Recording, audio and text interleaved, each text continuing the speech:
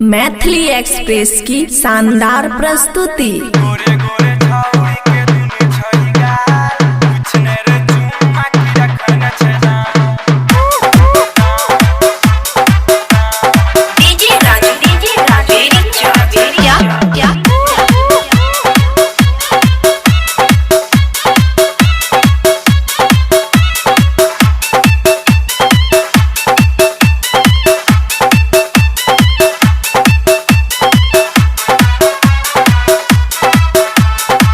Recording studio बलुआहा। गोरे गोरे छौरी के दुनु छही गाल,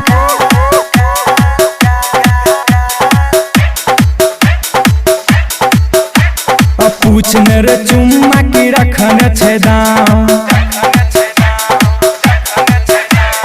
गोरे गोरे छौरी के दुनु छही गाल, पूछने रे चुम्मा की रखन छे दाम। आकिने खातिर लोग सब लगइने छे जाम, पूछने रे चुम्मा की रखन छे दाम।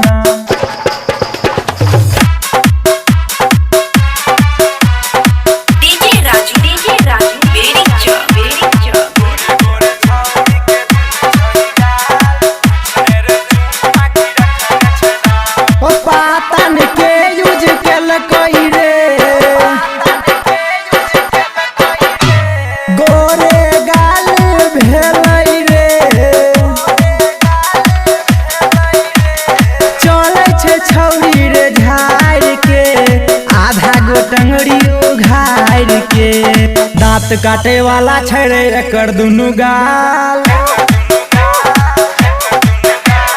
पूछने रे चुम्मा की रखन छे दाम। गोरे गोरे छौरी के दुनु छही गाल, पूछने रे चुम्मा की रखन छे दाम।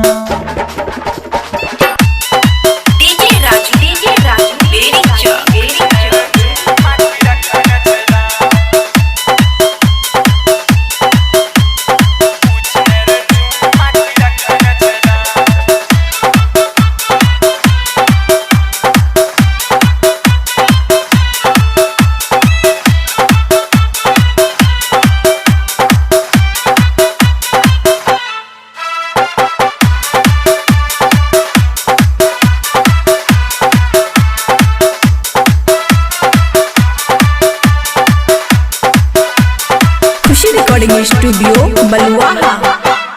छोटुआ शंकरवा के माल छे, इह सबीनमा बेहाल छे। छोटुआ शंकरवा के माल छे, इह सबीनमा बेहाल छे। करे छे प्यार लीलिंदरा से, वीरेंद्र के मुड गरमाइल छे। मार्केट में चले खाली चुम्मा के दुकान,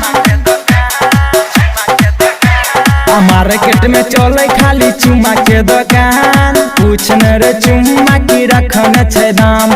गोरे गोरे छौरी के दुनु छही गाल, पूछने रे चुम्मा की रखन छे दाम।